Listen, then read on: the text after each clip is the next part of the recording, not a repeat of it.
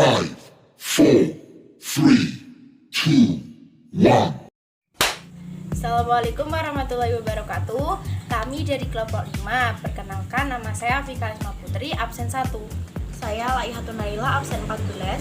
Saya Nabila Putri Senaini, absen 19. Halo guys, kami dari kelompok 5 akan mempresentasikan hasil diskusi kelompok kami. Simak berikut ini dan soal-soalnya kerjakan. Selamat belajar. Proses produksi rekayasa konversi energi. A. Pembuatan arang briket. Konversi energi dapat dilakukan melalui konversi dari limbah pertanian sebagai bahan baku untuk dibuat arang briket. Pertama, penyediaan bahan baku. Bahan-bahannya adalah tempurung kelapa, kayu bakar, kulit durian, sekam, kulit kakao atau bahan lain yang berasal dari sampah organik yang banyak tersedia di lingkungan sekitar. Bahan bakunya dipotong kecil-kecil untuk mempercepat proses pengeringan. 2. Briolisis. Briolisis adalah proses pembakaran tanpa oksigen atau karbonisasi untuk memperoleh karbon atau arang. Pembakaran dilakukan pada tungku briolisis yang berupa tabung pembakaran tertutup dengan sebuah lubang pengeluaran asap. Langkah pembuatan arang briket melalui proses briolisis sebagai berikut. A. Bahan arang yang sudah kering dimasukkan ke dalam alat briolisis melalui lubang pemasukan dan lubang pemasukan ditutup rapat kembali setelah penuh, sehingga satu-satunya lubang yang terbuka adalah tempat keluar asap. B. Nyalakan api tungku dan jaga agar tetap menyala. C. Pembakaran dihentikan ketika asap sudah tidak keluar dari tungku. D. Alat briolisis pada tungku dibiarkan tertutup. 3. Penepungan. Arang dihaluskan dengan cara ditumbuk dan diayak agar diperoleh kehalusan atau butir yang homogen yang seragam. 4. Pencampuran. Menyiapkan tepung kanji dan air, dididihkan sehingga menjadi kental dengan perbandingan antara tepung, kanji, air, tepung arang adalah 6 gram banding 30 gram banding 60 gram. Tepung arang dimasukkan dalam kanji yang sudah mengental sehingga menjadi adonan arang briket yang siap dicetak untuk menjadi arang briket. 5. Pencetakan. Dilakukan menggunakan alat pencetak arang briket menggunakan pipa peralon atau bambu yang dipotong sesuai dengan ukuran yang diinginkan. Langkah percetakan. 1. Masukkan adonan ke pencetakan. 2. Dipres atau dikempa agar padat. 3. Adonan yang sudah padat siap dikeluarkan dari cetakan. 6. Pengeringan. Arang briket yang telah dicetak masih mengandung air yang tinggi sehingga membutuhkan pengeringan dengan dijemur atau dengan pengering buatan. 7. Manfaat penggunaan arang briket batok kelapa. A. Lebih murah dan ekonomis. B. Panas yang tinggi dan kontinu sehingga sangat baik untuk pembakaran yang lama. C. Tidak beresiko meledak atau terbakar seperti kompor minyak tanah atau kompor LPG. D. Tidak mengeluarkan suara bising serta tidak berjelaga sehingga tidak membuat alat-alat masak Anda menjadi rusak. E. Sumber briket batok kelapa berlimpah. F. Ramah lingkungan dan aman bagi kesehatan terutama bagi ibu-ibu yang sering memasak di dapur. Petunjuk pemakaian kompor briket. Petunjuk pemakaian. 1. Buka tutup sarangan kompor. 2. Angkat sarangan kompor. 3. Ambil pematik, isi dengan kapas secukupnya dan beri spiritus sampai kapas basah dengan rata. 4. Taruh kembali pematik pada tempatnya. 5. Tempatkan sarangan dan beri briket 10-11 biji. 6. Nyalakan pematik melalui lubang samping. 7. Tunggu hingga briket terbakar sempurna kurang lebih 15 menit. 8. Siap untuk digunakan. Cara mematikannya. 1. Ambil briket satu persatu, celupkan pada air sisi per sisi agar tidak pecah.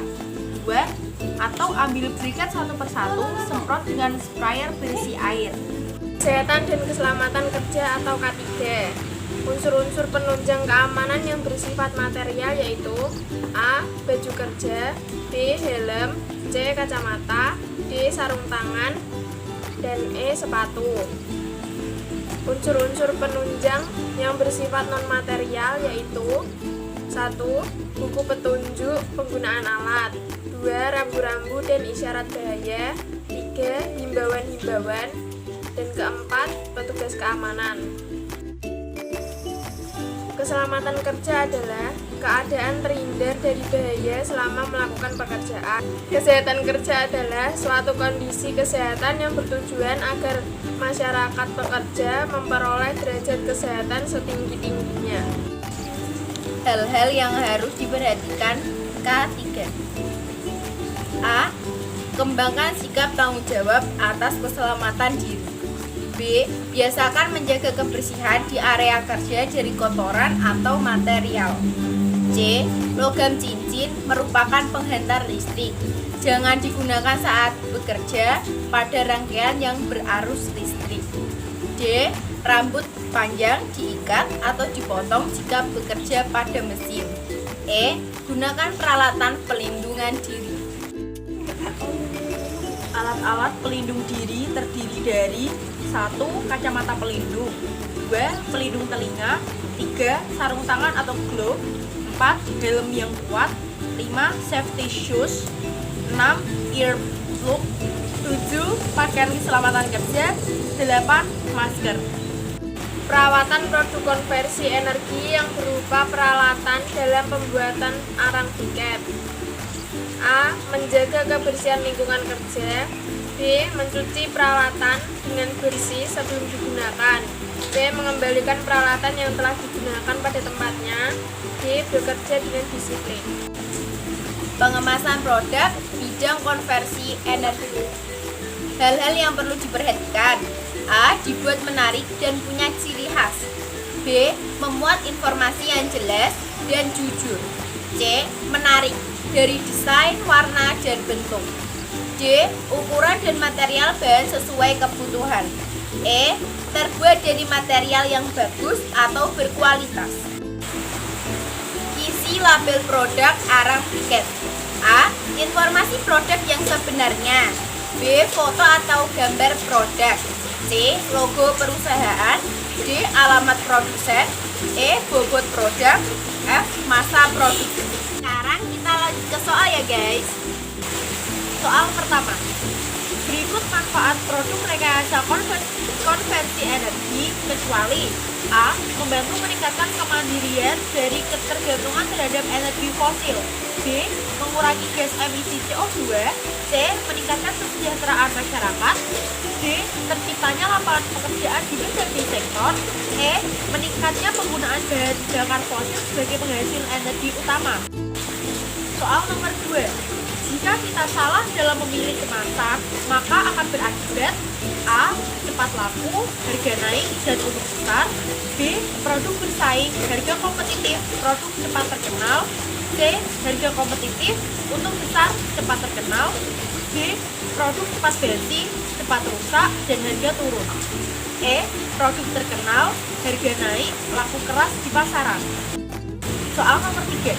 Jika kita salah dalam penyajian kemasan, maka akan berakibat A. Mudah mendapatkan konsumen dan dipercaya konsumen.